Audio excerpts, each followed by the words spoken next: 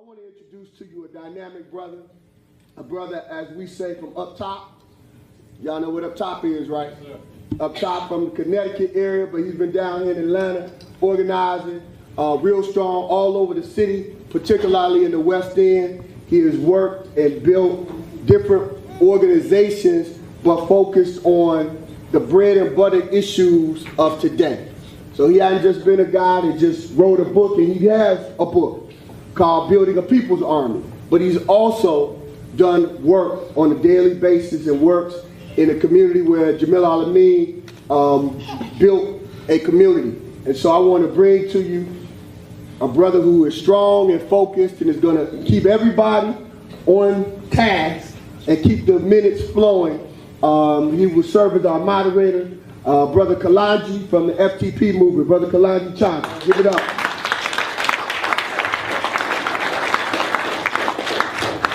Peace, how's everybody today? Peace, how's everybody today? Okay, it's not one of those, the normal little two steps where you go and you just listen to some people and you leave and there was some good speeches and that was it. That's not the type of program we're gonna have here today. How many of y'all tired of being brutalized by the police and seeing our people gunned down in the streets?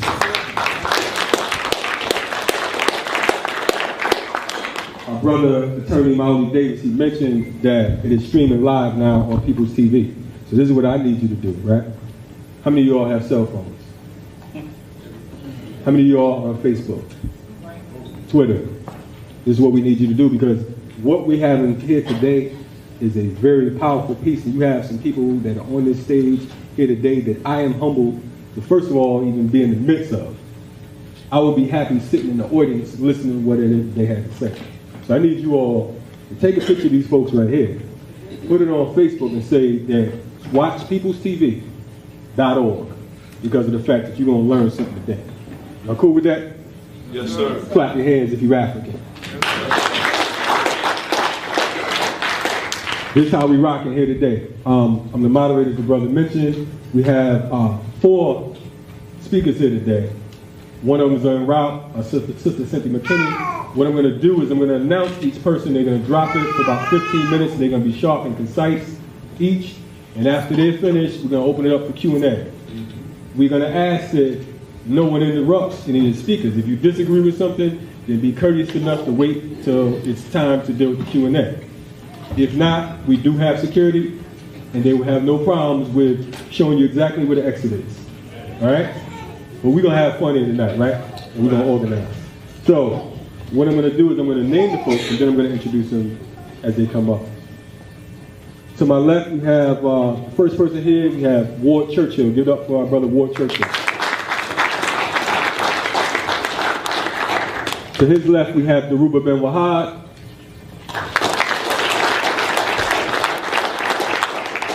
And to his left, we have brother Watani Tyiemba. What I'm going to do is I'm going to start from the left and I'm going to work my way back, if that's all right with y'all, to the far left.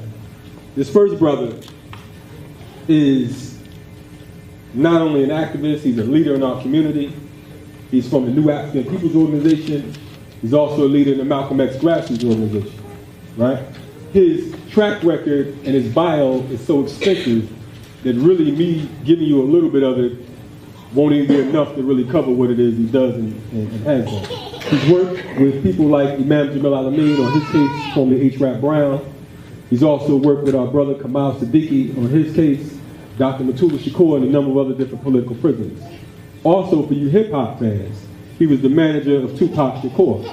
Okay? I want y'all to give a strong round of applause for our brother Watani Tyiemba.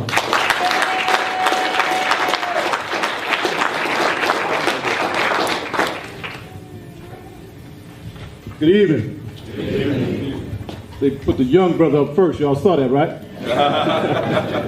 I'm not sure if they set us like that intentionally, but I know they all got age on me. You know, I think we're here to talk about a very important issue. I know I only have a few minutes to frame it. I think Brother Mawuli said frame it in 5 to 7 minutes. But let me talk a little bit about the police. We understand where police came from. I grew up in Los Angeles, and I used to see on the side of the car, and probably in most cities too, it says to protect and serve. Is that right? How many else other cities are like that, right?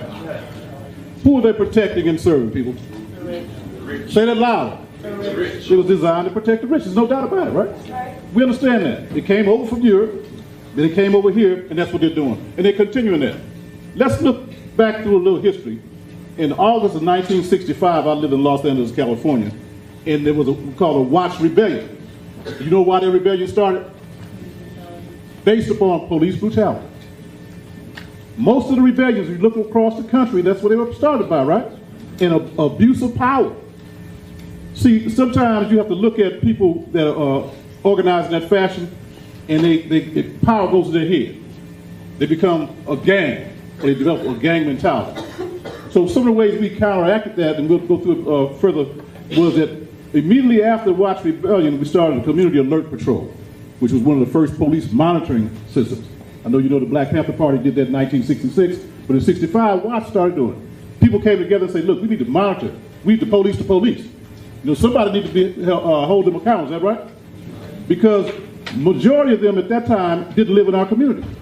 In fact, in Los Angeles, it was a strategy to recruit from the South and bring them in. How do we know about police brutality? Because we lived that, right? Right. If it wasn't for the cameras during Rodney King, it would have just been another incident, right? That's right. Today, everybody has a camera. And I watched Brother Dhoruba from the video camera they did. Now, another thing that I do, Brother Kalonji said I have a lot of different jobs. I'm a classroom and firearms instructor, and one of the things I teach is the use of force, primarily law enforcement and security officers and private investigators. Do you know when force is generally used? Two major times it's used, and one is arrest or defense of self and another, all right? How many of y'all saw the video? If you haven't, try to go ahead and Google it. I think it's still up, pretty sure it's still live, is that right? Yeah. Okay. What you saw, and you heard my brother describe, and the lawyers would deal with the legal part of that, was that law enforcement showed up with guns in hand because they heard there was a burglary in progress. Now, how many of y'all understand the types of crimes that exist? A burglary is what? A lawyer. It's entering a building in order with the intent to commit a felony within, right? That's right. In other words, what you're trying to do is generally take something. Y'all with me? Yeah. Now, I understood that this building was empty, or the house was empty. So what was he taking? Right. And so why did you show up with the gun? Force has talked about two principles. It says reasonable and necessary. You're using the force that's necessary to effectuate an arrest or to control something, right? That's right. And it has to be based upon a reasonable person's standard. Was the force used reasonable? You saw an individual sitting on the porch, and then you saw him snapped up off the porch and thrown into the wall. Right. Were they trying to put him under arrest? Was he being combative? I ask these questions rhetorically because you saw the video, you know it. They didn't think anybody was videoing. So I think that what we've learned from this is that we all have to be a part of these solutions. And in 1843, Henry Howard Garnett says, let your model be resistance. You can get this whole pamphlet from the Malcolm X Grassroots website. It's called mxgm.org. It says Operation Ghetto Storm. Also the same website says that at the end of 2012, 313 black people were killed by police, security guards, and vigilantes every 28 hours. Wow. Every 28 hours, we were killed. Black, brown, Asian, people of color, poor people, right? So we see historically that this problem has existed, but how do we fight it? By resisting, either monitoring, people's civilian review boards, and our chapter in New York here we call Cop Watch. Cop Watch is nothing more than the Community Alert Patrol and what other people did. You got a Cop Watch here.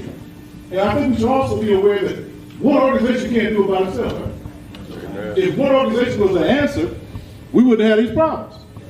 So we have to learn how to work in coalitions, work around united fronts, and how to build, right? How to organize. We also run a thing called New African Security Union. Basically, New African Militia is a coalition of community people that says we're going to teach you how to secure yourself, to secure your homes, secure your person. And those classes should be done throughout the community.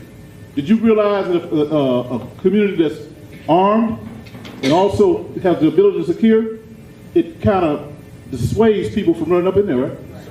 Let's think about that. If the cat that throws you on the ground, let me know about what time, man. The cat that throws you on the ground and throws your head to the wall goes to the same church you do, or you see him at the grocery store. That's it. What do you think happens then? There's a different attitude, right? That's right. I believe that people have to be held accountable, because if they're part of your community and you got to see them later on, they're going to be held in check. Or when they go to the store and they say, well, to the neighborhood barbecue today, you bet not show your butt up there, because the people got something for you, right? One other thing I want to just try to do is talk about your rights. You have human rights. You have God-given rights. You have a right to self-defense. Y'all understand that? Did you understand that if you are being wrongly abused by law enforcement, you have the right to defend yourself? Yes, sir. How many of y'all know that? Yes, sir. I represented a young man who had been primarily high-profile cases, death penalty case in DeKalb County. He was convicted of killing two DeKalb County police officers. A little bitty brother. Now, he was in the trap. He was dirty. He had that thing on him. Okay, I'm talking to him, speak English. Right. He's at the drug house. He has a weapon on him, and the police start beating on him.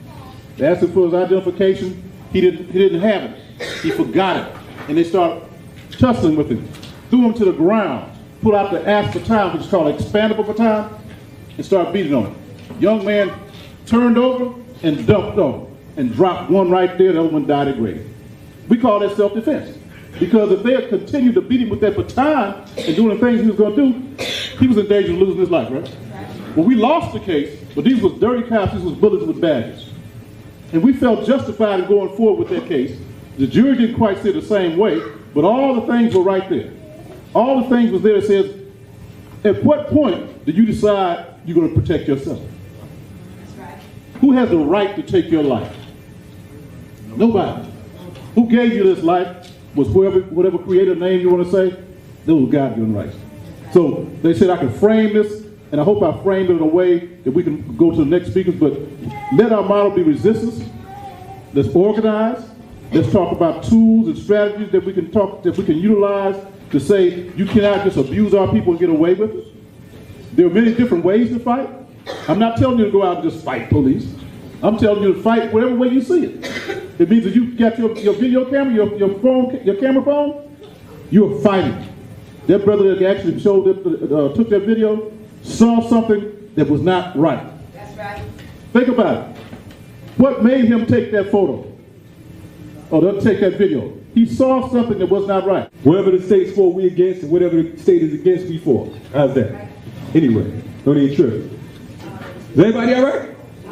Y'all looking half dead. I know my man said that we was in a church, you know what I'm saying? This ain't one of those, European churches where you just sit down and wait till it's time to pass the plate and all that. You know, we make joyful noises in there. Clap your hands if you're here. Today, we in a Nat Turner church, you know what I mean? So get hip to it. No doubt, Denmark VC, Book Mom, folks like that. This next brother right here, we're gonna skip around because we're going to add some flow with it. This next brother right here is an author.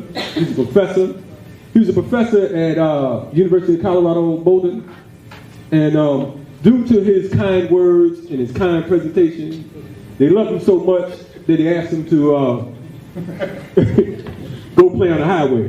But this brother right here, man, he's a real serious dude, man. When you talk about counterinsurgency, or Cointelpro, you really can't have serious dialogue without mentioning this brother's name in regards to his research.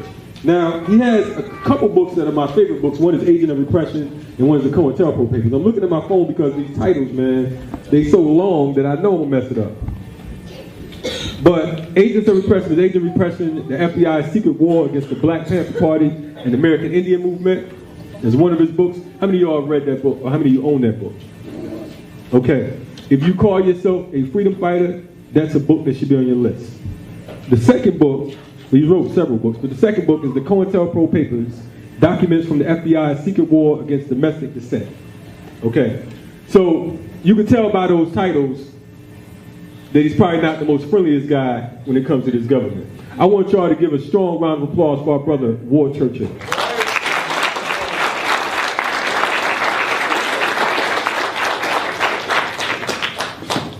CO?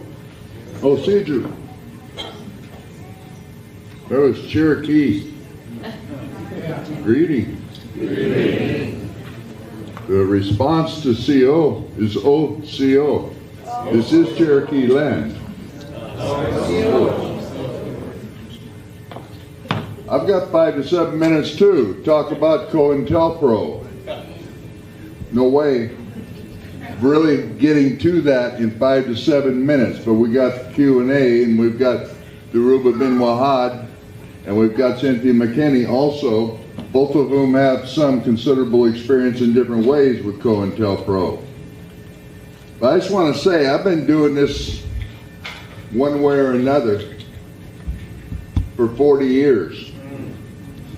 We circle in Iraq. So I got to say a couple things, actually frame police and frame Cointelpro, and one is brutality is the business of the police. I don't see that as an abuse of power. Power is the abuse.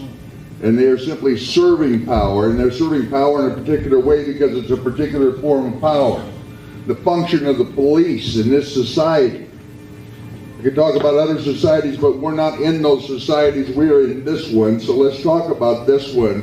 The function of the police in this society is to compel people to remain basically docile in the face of things which are intolerably unjust. That's it. That is not to say that every single cop that you will meet individually as a person ends up to be Heinrich Himmler. But they all know the Heinrich Himmlers are the police department, and they do nothing to deter them. There's that blue wall of silence, the omerta, if you will. They are all covering the actions of the people who are the serious actors. Not everybody has the aptitude for it. The function that they're protecting is the transfer of wealth from brown people, red people, yellow people, black people, to white people. That's first. And then they're overseeing the transfer within the white community from the so-called poor whites to the not so poor whites, to the, you see how that percolates. Well, if you're on the bottom of that in the black, brown, yellow, red communities, you want to change the situation, and their job is to prevent it. So they send messages, and you've got other organizations, vigilante organizations. The Klan comes to mind. The purpose of the Klan fundamentally was to send messages to people that you, like everything, have a place. Do not presume to change that place or to attempt to change that place. Nonetheless, we are conscious beings. There's been some discussion of that. We are beings with a consciousness who views us with a moral sense and a sense of obligation, not only to ourselves and those around us, to fulfill our rights, our inherent rights, our natural rights, our human rights. We're going to change that situation. Watts was mentioned.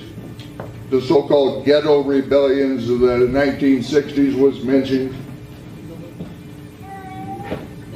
The standard techniques of sending the message to the institutional structure of the police were insufficient at that time. People were moving, and certain people had the ability to take those who were moving and catalyze them, give them vision, give them direction, move it in a construction sort of way that went from natural resistance to an unjust situation to a revolutionary effort to transform it. That's where Cointelpro comes in. Cointelpro is an acronym, or really a cryptonym, because the program was secret at the time, put together under the auspices of FBI Director J. Edgar Hoover. But that Cointelpro, odd word, that cryptonym, what that stands for is Counterintelligence Program. CO from the counter, INT-EL from the intelligence program pro. Okay? Sounds kind of innocuous on its face, but this was a domestically focused counterintelligence program, meaning it was taking the citizens of the United States, those who were getting unruly, who were getting uppity, as they've been known to say in certain circles, particularly those who were capable of giving that shape, giving that vision, articulating, mobilizing people in constructive, organized sorts of ways rather than just spontaneously responding. They were giving the potential to affect a revolutionary transformation of the society to change everybody's place within it.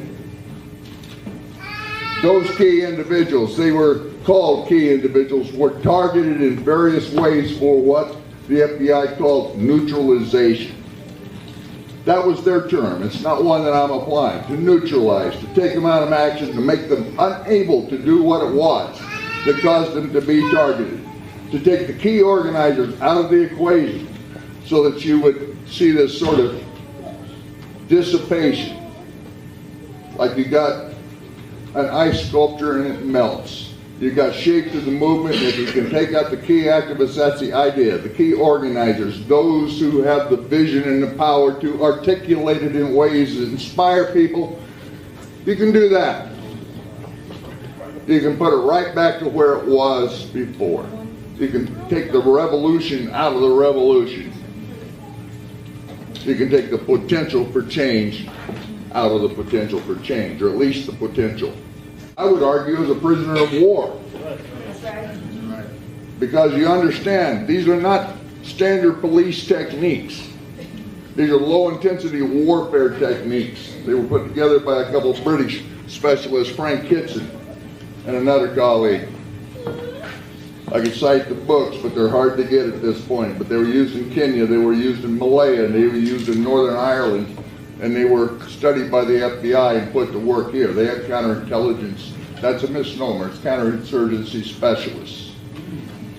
And that was who was unleashed to destroy the Black Liberation Movement. One target here. We got a whole list of others. 2 keys from Atlanta, named in documents as potential Black Messiah.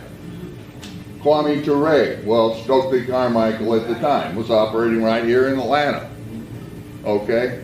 He was supposed to be one of the #1 Cointelpro targets. H. Rap Brown, who's Jamel Al-Amin, he's another. You may note that it didn't stop. Cointelpro officially, secretly, began in 1956, and after it was exposed in 1971, it was abruptly terminated. Well, they stopped calling it that. They changed the terminology. It goes forward now. They used to talk about black extremists, white extremists. They even talked about Klan extremists, but they had a completely different kind of program to go out and use it in a more effective manner. They wanted to destroy the movements on our particular side of the equation, and Klan was one of the counters that they used in that regard. So there was the Cointelpro against the Klan, but it's radically different from the Cointelpros against the Black Liberation Movement, against the so-called New Left, against the CP, against the Socialist Workers' Party. And although they had stopped calling it that by the time they got to us, the American Indian Movement, which is I was a part of as well. There were other targets. Each of them was handled essentially the same way. The reason I said it didn't stop when I had mentioned Jamel Al-Amin is the nature of the case to put him out there in Florence, Colorado. They're still working on neutralizing people. Well, they don't call them extremists anymore. Along about 1972, the nomenclature shifted to terrorists, so it became counterterrorism programs rather than counterintelligence programs. Rather than political, it was action. Ideology didn't figure in. Well, you can ask a Muslim in New York whether ideology figures in now. The FBI coordinated the police agencies around the country. Yeah, the reason I mentioned New York in this particular connection, and this is another, you can see Cointelpro live, had a Bureau of Strategic Services. It was called Special Unit within the New York Police Department that worked with the Cointelpro section of the FBI. That's who went after the Black Panther Party. Okay, after Cointelpro was suspended, there was a court order, a lawsuit, a court order on shoot. Okay, Voss supposedly was disbanded and they stopped doing what they were doing. Well, essentially got boss under another name, and that's who's been going after the Muslims in New York of late. So all those things were fought against 40 years ago, they're right back, been renamed. They have to be recognized for what they are. Just because they call it something besides Cointelpro, if it acts like Cointelpro, feels like Cointelpro, has the same results as Cointelpro, hey, guess what? It's Cointelpro.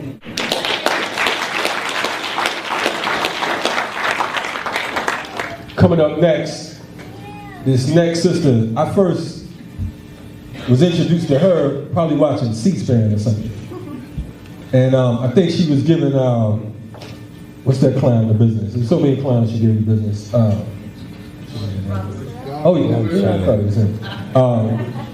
Mr. Donald Jackass Rumsfeld, she was giving him the business live on TV. I know you're a punk. Y'all, when I said it, y'all look like, you talking about Donald Rumsfeld? Donald Rumsfeld. These people are cowards. And that's why they roll the way they roll. That's why the police murder and brutalize us. That's why they could kill a 92-year-old Katherine Johnson. You understand what I'm saying? That's why they could flashbang a 19-month-old baby, because they're cowards. But we ain't gonna get into that right now. But I was first introduced to this sister, woke up early in the morning, and I see this black woman, because I wasn't into electoral politics at all. You know what I'm saying? The welfare poet said we didn't vote to get into this and we won't vote to get out. So we weren't down for none of that. But I saw this sister on there, she was all natural and everything, and she was giving this clown the business, and he couldn't shake her, no matter which way he went. And I was like, man, that is a bad sister right there. I might even vote. The sister right here, she's been in the community with us, she's been in the streets with us. Not just, a lot of these cats, they show up at the rallies, they throw the fist up, make a bunch of noise, you vote for them, and you get the same results you've been getting. Like a Kasim Reed.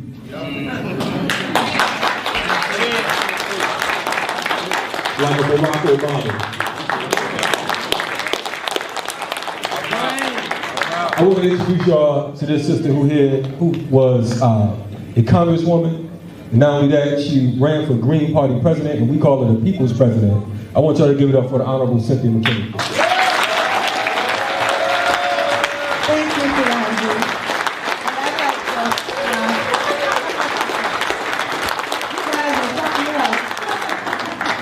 Thank you very much.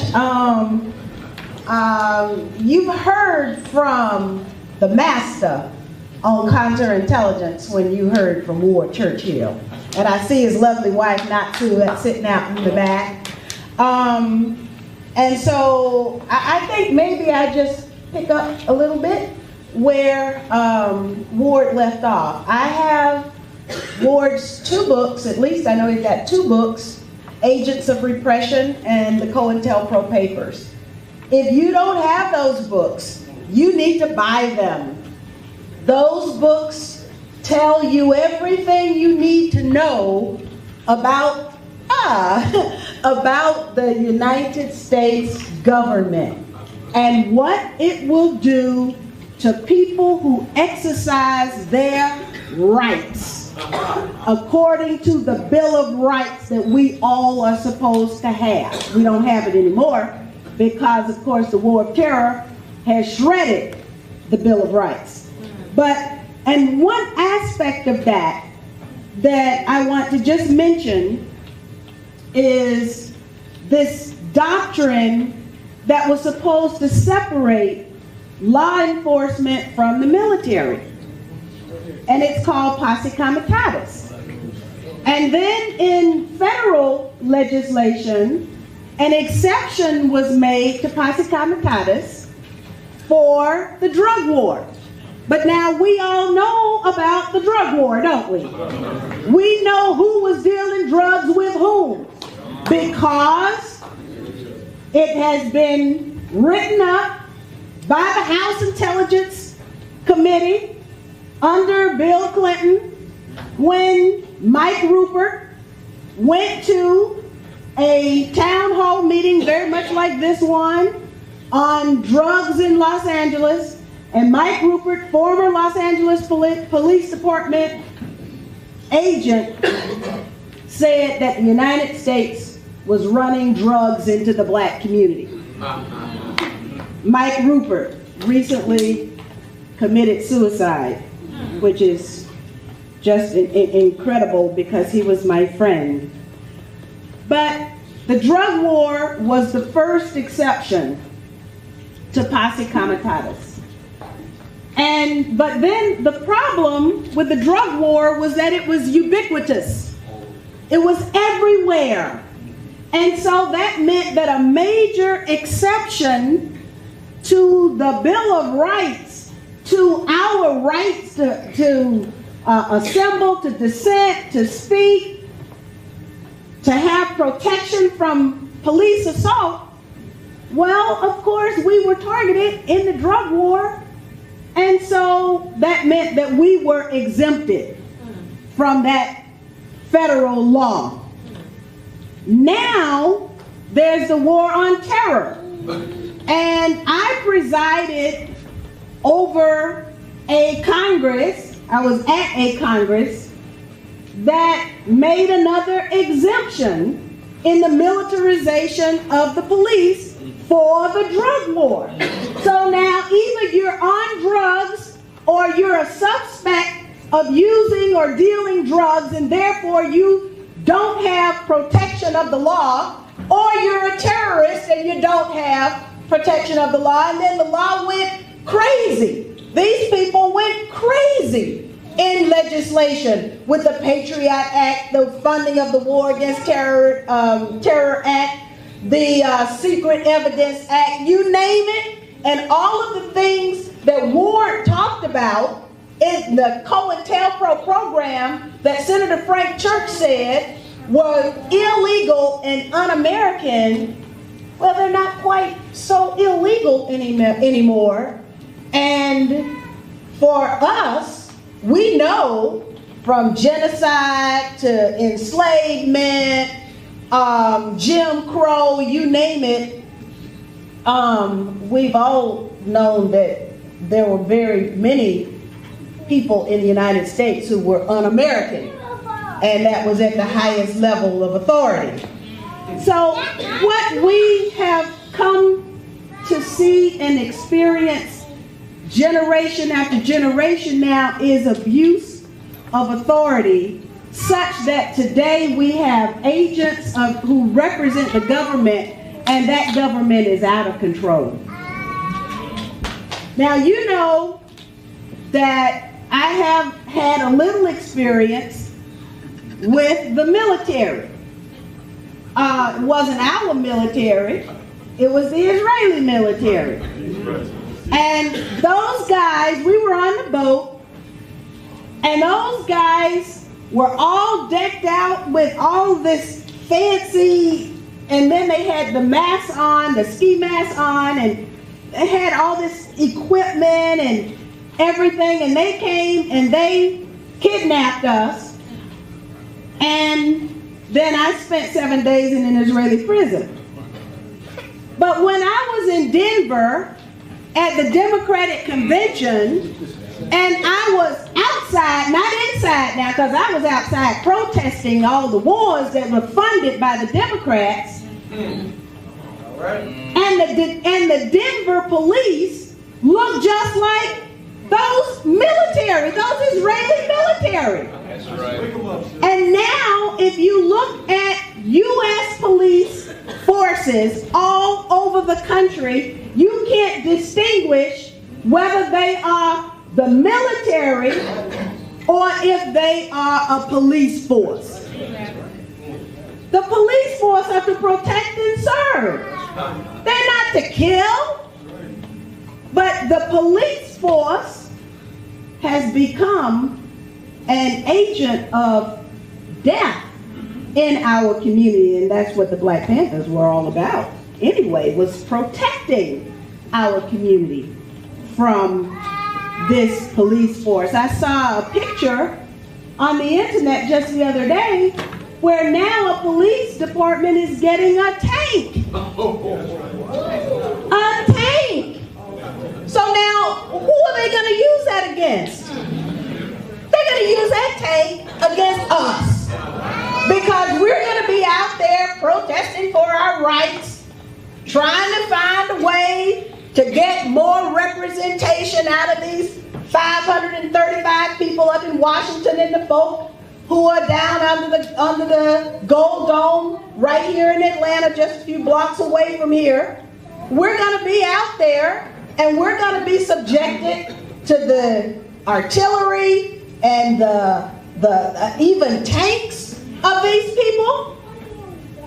So at any rate, as I said, the government is out of control.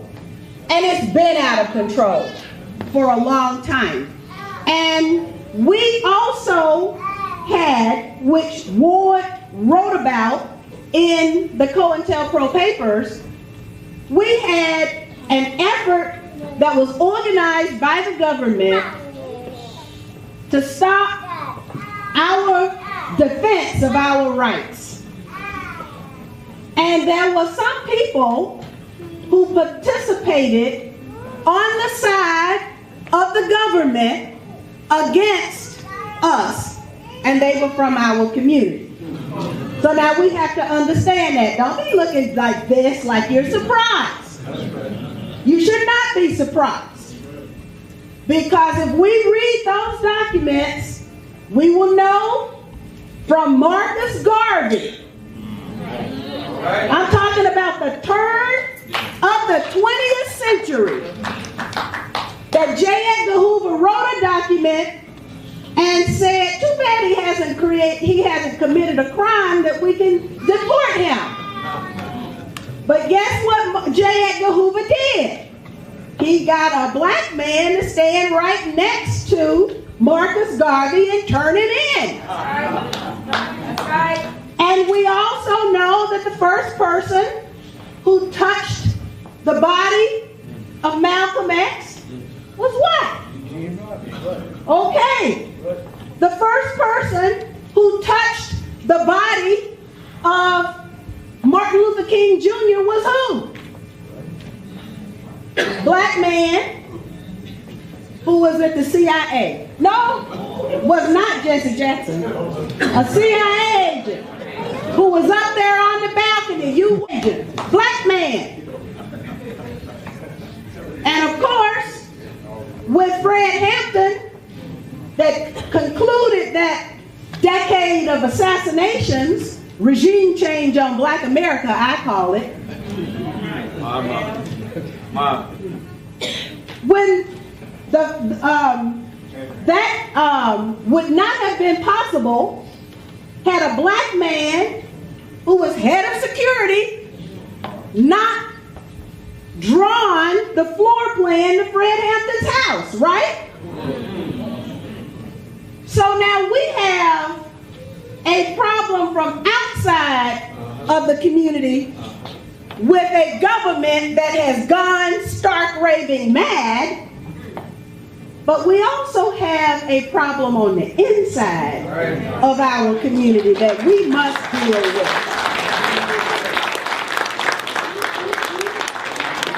Now, and then I'm going to say two more points and then I'm going to sit down. One is after Hurricane Katrina.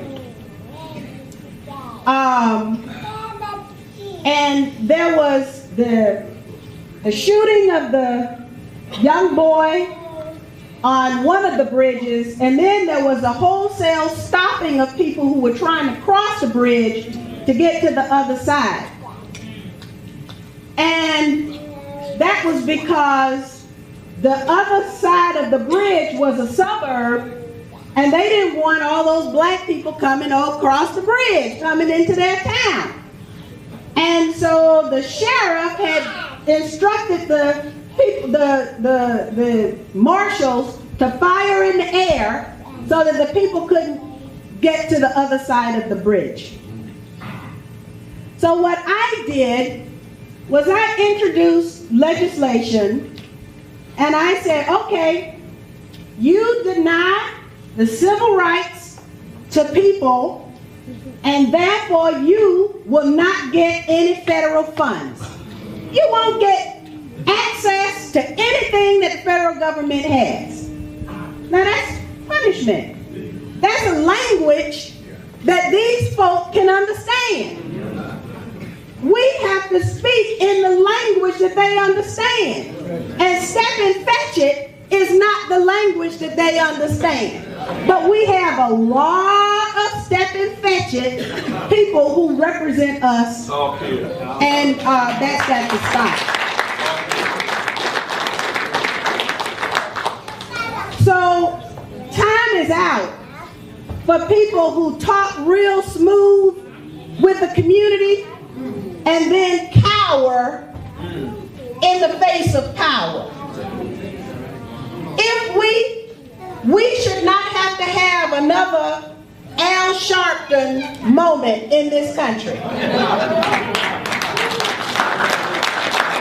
We have over 40 black members of Congress.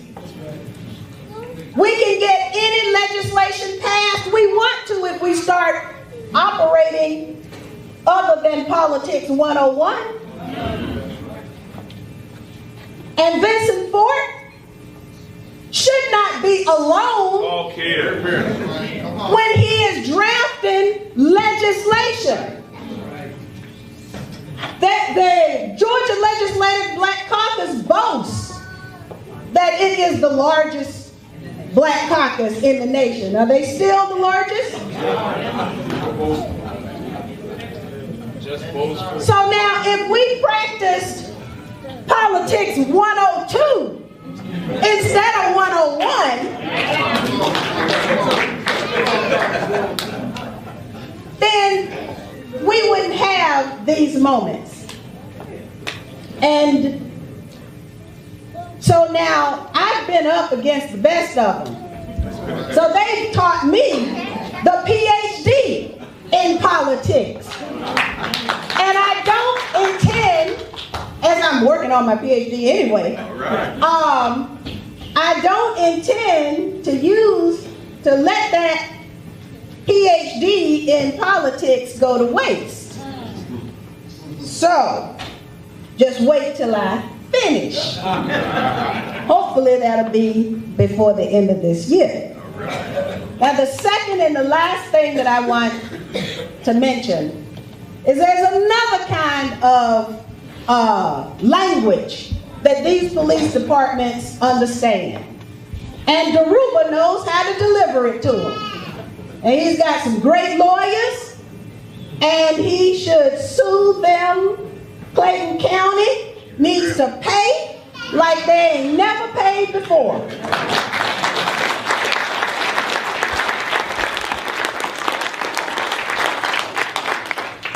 So, and I know Dhoruba knows how to take care of that business. So, I'm happy that so many people came and that we have so many young people too. I'm happy about that.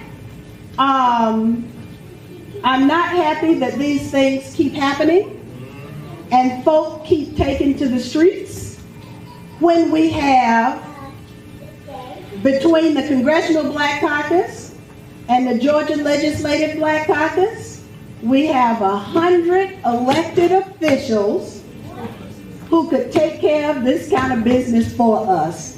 But we allow them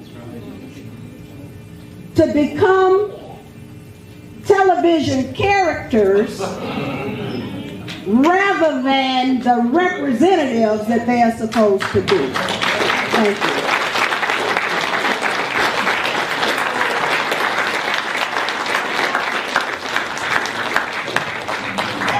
It feels good to be on the panel and not be the only bad guy. Give it up again for our sister, Cynthia McKinney.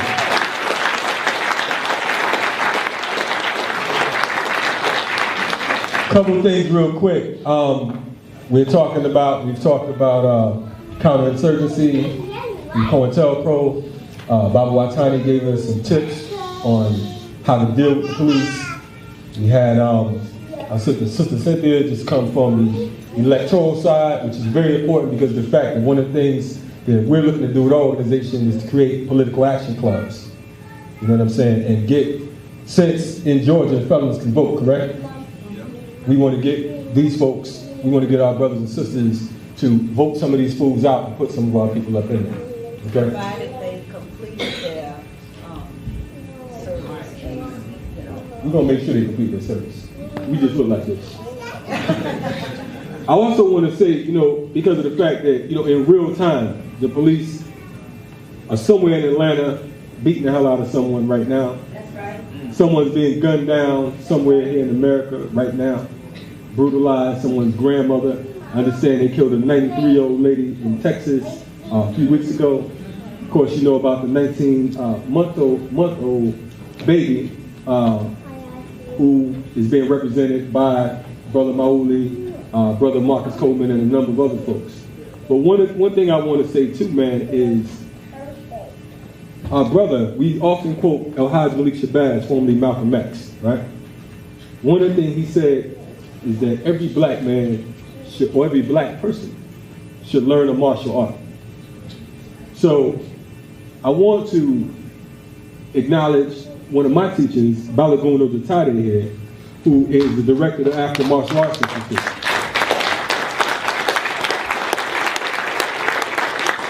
He's also an author of a number of different books. One is African Martial Arts, Discovering the Warrior Within. Okay, so I'm saying that not to just give him some props, because they don't care nothing about no props or whatever. He beat props ass all day. But anyway, I'm saying that because of the fact that you need to get with somebody on some martial arts. You can't walk around talking about, you know, warrior, you tough, and what you're going to do when the police come, when these militias are training every day. When the state is training to beat you upside your head and brutalize you on a daily basis. So if you are physically able, which it looks like everybody in this room is pretty physically able, if you can lift a fork or a spoon, then you get down in the classroom. Also want to acknowledge a couple other folks. My brother Raheim Shabazz, he has a new film out called Elementary Genocide, dealing with the school to prison pipeline. You need to own that film.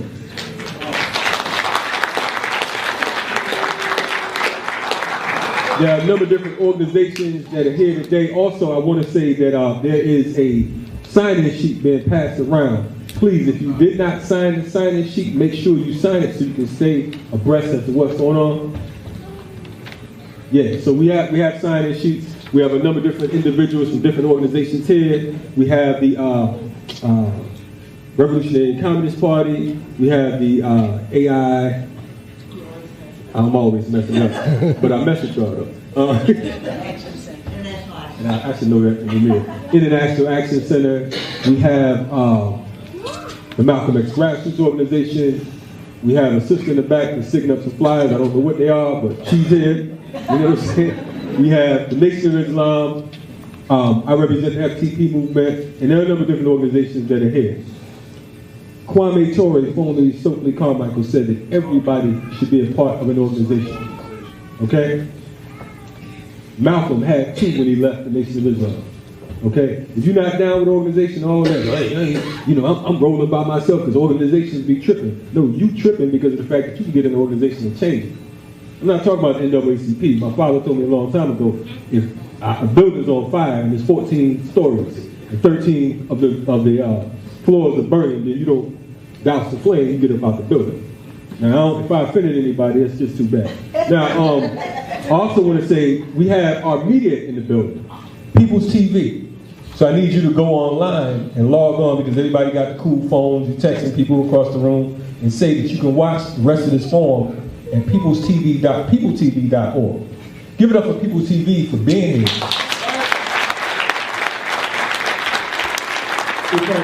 If I'm not mistaken, this is the first time you all are streaming live, is that correct?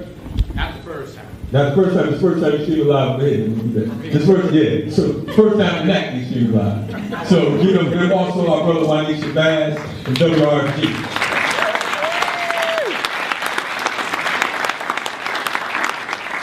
Coming up next, this next brother right here, he's a former political prisoner. He did 19 years on false charges. Our brother Ward Churchill wrote about him and many other folks who were framed by this police state. okay? He is one of the founders of the Black Liberation Army. He is a leader in the Black Panther Party. He's also part of the Panther 21 situation where they attempted to frame him and he got off maybe like 2 days before or something like that. Before they tried it again. He was a co-defendant to Jamal Joseph, Afeni Shakur, Sekou Ding, and a number of other different powerful brothers and sisters. This brother right here has one of the most concrete analysis of our situation, and I have to say that we all need to get behind him. Now, many of you are just getting familiar with him due to the situation in Clayton County, where he was slammed by the Clayton County police for breaking into his own home. America's a serious place. Georgia's a serious place. A baby's not safe in his crib. A 19-month-old can't be safe in his crib. That's right. And a 69-year-old can't be safe moving into his home. A 92-year-old can't be safe in her house. This is Georgia. Or as they say, Georgia, right? So we are in this really racist state of Georgia. I want y'all to give a strong round of applause for our good brother, Dhoruba Bin Wahad.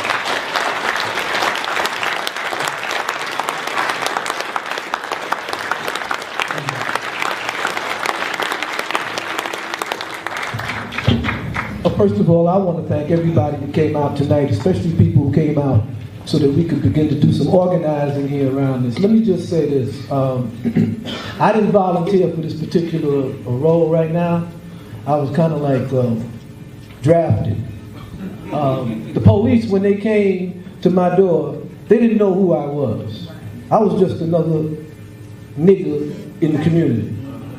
I was just another person that they used to throw on the ground, pull your pants down, go through your pockets, abuse you, and then tell you to have a good day. You know, Ward Churchill pointed out something very, very crucial that we have to really understand in the beginning of the 21st century. That the police forces of the United States are militarized, and they've been trained to do what they're doing to us now. They are doing their job when they brutalize us. Because the first impact and effect of that brutalization is terror, is intimidation. And then no one wants to be involved with the police. No one wants to be on the wrong side of the police. It's one thing to have civil rights. It's another thing to be able to exercise. That's right. So we need to begin to understand that, as Cynthia pointed out, we have to speak the language that they understand. And the thing that we have to deal with here in Clayton County, and hopefully will become a model across this country, is we have to take control of public safety. We have to have community control of public safety, not reform. We can't change the training, because every officer that killed someone said, according to the procedures and training, he was operating reasonably. It's reasonable to kill a man with a fork, to have 4 officers empty their gun into the hands of a man with a fork in his hand and say that they felt threatened, when on the other hand, they will wait for animal control to come 3 hours for a Bengal tiger. So we need to understand that this is about intimidation. As Ward Churchill pointed out, yesterday it was the war on drugs.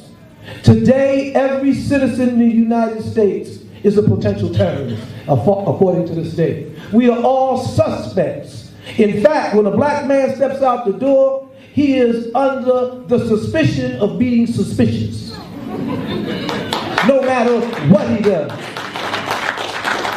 I was reading with tears in my eyes the number of cases of young black men who were murdered right here in the contiguous counties in Georgia. Murdered by police, unarmed black youth, murdered by police, right here in Clayton County. Within 10 miles of this area, you have almost 7 different separate police departments. You have Griffin Police Department, Monroe Police Department, you have Riverdale Police Department, you have Jonesboro Police Department. And when you look at all of these police departments, they all have brand new cars, brand new equipment, brand new everything. And yet still, last year, with 1.5 inches of snow on the ground, they couldn't get the roads clear. They couldn't get our children out of school. These politicians down here, these black politicians down here have proved the point that it's the institutions that are at fault. And it doesn't make a difference who you put in there. We have to change the nature of the institution. Today we have the slaves running the plantation in Georgia. We have a black chief of police. We have black commissioners. We have a black mayor. We have a black president, and grandmothers are being murdered in their house by the police. That's right. So, as was pointed out, you know what time it is. There are organizers in here. There are people in here that we can begin to put together a movement with. So what I want to talk to you about is, how do we address this? Let me just give you an overall view, an overall picture of this. Every police agency that I name operates under a city or municipal charter. Every one of those police departments can be dismantled by law. We have to use the power of the vote that we have left to change the complexion of law enforcement. We have to decentralize the police in Clayton County. And the way we do that is very, very simple. We have to go door to door, register enough people to get on the ballot this year.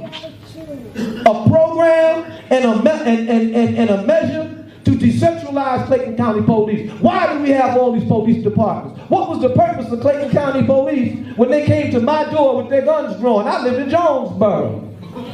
Where was the Jonesboro police? Where were they?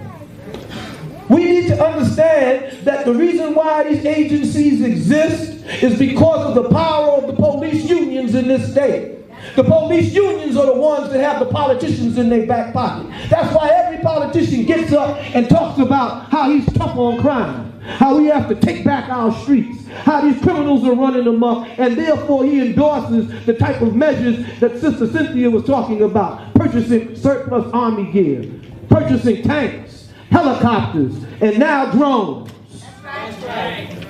Our communities have been analyzed over and over again by different professions. And one profession that analyzed our community was the mental health profession. And they found just recently in a survey that people living in the inner cities, in the urban areas of Black America, suffer from post-traumatic stress syndrome. The only difference is the post is off. It's a continuous stress syndrome. All of the features are there. The breakdown, the high blood pressure, the stress, the poor diets. We have to change our environment. And so we are calling on all of the organizations here to participate. I know I'm going to ask Sister Cynthia, because she understands electoral politics, that we have to approach this in a systematic and organized fashion. And one of the proposals that I want to put forward is that we build a coalition right here, right now, with different organizations and different individuals to work to building a referendum for this coming election. The referendum should read, we want public safety to be decentralized. We want to remove this idea of a central police chief, of this police force that's not accountable to us, and make the police accountable to us on a daily basis. We need a residency clause for the police. The police should live in the community that they police, at least for the first 2 or 3 years of their tenure. We need not only a residency clause, we need to understand that we have to elect our public safety servants from amongst us. We need to involve the clergy. We need to involve every institution in our community in bringing forward a progressive public safety plan. And the police should be carrying out this plan. We need to engage our people in their own defense and in their own protection from crime. Make no mistake, this is not an anti-police movement. We know there are people in the streets who prey on other people. We know there are criminals in society. But we have to understand that our children are not criminals by birth. Our children we should not fear on the streets. We have to engage our children, not have them gunned down in the streets because they're suspected of being suspicious. We have to engage in our own public safety. And we could do this systematically from the grassroots up. We have to register enough voters in this city, in this municipality, to get on a referendum decentralization of the Clayton County Police Department. We have to make them understand, and this is the most important part, that they are servants of the people. They are our servants. We pay their salary. And as George Churchill pointed out, and as the other speakers pointed out, the police are not ordinary workers. Their job is not just a job. They are endowed with the power and the capacity to kill you and I. They have the power of life and death over you and I. There is no other civil servant on the planet that has that power. So we have to be very careful of who we entrust that power to. We have to be able to hold them accountable when they go astray. And it's not about training.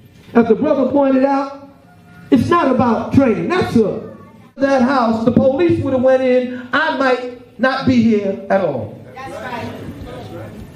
I might have been shot dead with no one for witnesses but the police. But to show you how Allah works, to show you how their ancestors worked, they didn't know who I was, but Allah did. They didn't know that the 69-year-old man that they slammed on the ground was someone who has something to prove, not to anyone but my son. That he would look at this man and say that my father, when the time came, stood up for what was right and forbid what was wrong. We have to be examples to our children. We have to be the best example that we can to our children. We're not perfect. We may not be able to give them everything that we want them to have.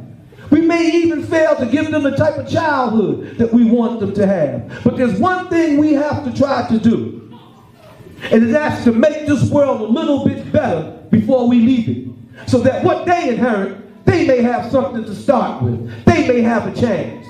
The police will not handcuff my 10-year-old boy and not let me do something about it. They cannot murder your children and you don't stand up and do something about it. So, by the mercy of the Creator, they chose me. And when I called up the young brother from the FTP, he's young to me, Kalonji Changa, I said, Kalonji, you know what happened to me? He said, get out of here. I said, yeah, brother, that's what happened. I said, I need a lawyer. He said, call Mawuli. Yes. I said, call Mawuli. He said, yeah, call Mawuli, man. I called the brother. He texted me back in a matter of less than an hour. He said, I'm busy right now, but I'll get back to you. That evening, he called me back. He said, come on in the office and let's talk. Now, Mawuli said to me from the very beginning that we've been fighting this fight. And the community is scared.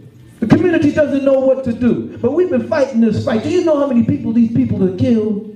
Do you know how many people have brutalized? And we feel like we're fighting it by ourselves, but there's a few of us in this city, Reverend Rice, there's a few of us here from the National Action Network. There's a few organizers that have been fighting this fight. So we're going to take your case, brother, because we know who you are, what you stood for. We admire you. So we're going to take this case, bro, man. We're going to fight this fight. That's all I needed was a team. That's all I needed was someone to get my back. That's all I needed was the brothers, the sisters to step forward that had the courage to say, let's engage this. Let's speak truth to power. Let's let our people make the decision. Do you want to control public safety, or do you want someone else to control your life and intimidate you and terrorize you and intimidate your children? Do you want to control your safety, or do you want someone else to? Do you? Yes. So then we're talking about a simple proposition. We're talking about power to the people.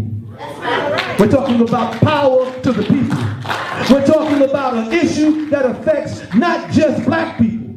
It affects people who came here to find a better life, but who are undocumented and who have to walk around with their heads up because they're afraid what the police would do to them when they catch them. We're talking about mothers who don't have no husband, who don't have nothing in the house. They got a young black kid who's feeling his oats, and he's in his teens, and she don't know what to do with him, and she picks up the phone by accident and calls the police, and now she has a dead son. That's right. We're talking about controlling our own destiny here, brothers and sisters. Let's build a movement right here as an example. Let's start right here, right now, at this point in time, and stand up and say we don't want this no more. We're not just talking about reform. We're talking about abolition. We're talking about a new abolitionist movement. We're talking about abolishing policing as we now know it and reconstituting it. If the police chief in Clayton County want to do something, he could resign and become a public safety advisor, a professional advisor to this new campaign to get his job. Because we are after his job. Not because we forsaken, but because we cannot let slaves run a plantation anymore. We've been off the plantation for over 150 years. So we have a concrete plan. And this meeting here is just the beginning of it. We want to sign up those organizations who will come to the next community meeting. We want to canvass our community and get people to come forward who've been abused by the police. Once we document this stuff, once we get all of this stuff together, then we'll be able to take it to professionals, and we hope the elected officials, and ask them, why aren't you speaking on this issue during this crucial mid-year term? We haven't heard one black politician talk about these murders of black kids. We haven't heard one of them say they're going to get to the bottom of this. We got people running for district attorney's offices, for commissioner, for county commissioners, for mayors, and none of them talk about this issue as if it doesn't exist. And judges. So one of the things we have to talk about is forming a political club. We need to form political clubs. Let's start one right here, right now. We ain't Democrat, we ain't Republican, we pro-human. We pro-human rights. We pro-our rights. We pro-constitutional rights. We pro-self-defense. We pro-being human beings and exercising our right to self-determination. Start our own political action committee right here. And make them come through here when they want your vote and tell us, what are you going to do about this issue? How are you going to behave on this issue? This starts right now at the grassroots with you and me, with our brothers and sisters. If we have one felony, one person in here with a felony, that person has a family. And that person may have 2 or 3 other people. There's brothers right now in the Georgia prison system who have family. But when the census comes through here and they count the people in the community, they don't count him because he's in the prison. They count him in the population where the prison is at. And the prison is where the crackers is at. The prison is in the rural areas. So they get the funding, they get the population grant, and you don't get nothing. It's estimated that fully 5% of the African American vote in the black community is lost to those who have been incarcerated and under civil prohibition for in terms of their civil rights, their ability to vote. 5%. How many elections have we lost with much less than that margin? Cynthia pointed out, and I didn't know, they got the largest black caucus in Georgia. I didn't even know Georgia had a black caucus. We were sitting there shaking our head. We said, they got a black caucus? Not only do you got one, you got the biggest one in the country. If this isn't a case of the slaves running the plantation, I don't know what it is. So how can we have this huge black caucus and have the most brutal prison system in the country? The suicide rate in the Georgia prison system is far and away ahead of any other state, including Texas, where they execute people on a regular basis. So this is our cause. This is our fight. This is a fight that we could win. This is a fight that we can take. They tell us right now that the way you change your enemy's army, the way you change their violence against you, is to cut off the head. Is to take control or destroy their command and control structure. The command and control structure that brings brutality into our community on a regular basis, that terrorizes us, is in the ballot box. It's at our fingertips. And we could change it. And when we begin to launch this campaign, brothers and sisters, watch the police union come out of the woodwork. Watch the police union come out to defend these murderers and these brutal people. It was the police union, fear the police union, why those cops that killed that boy in December got away. It's fear of the police union that keeps us in this type of situation. They don't want a residency clause. They don't want to live where they police. They want to come into our community and brutalize us and then go out to these nice communities and where their children go to school and they can live in harmony and peace. We have to take this to them. The police that do these things in our community, we need to organize bus services to their house. We need to camp out on their lawn. We need to camp out on their lawn in rotation. We need to shame them in their churches. We need to shame them in their places of work. We need to be on them. We need to make their lives and the lives of their families miserable until we get justice.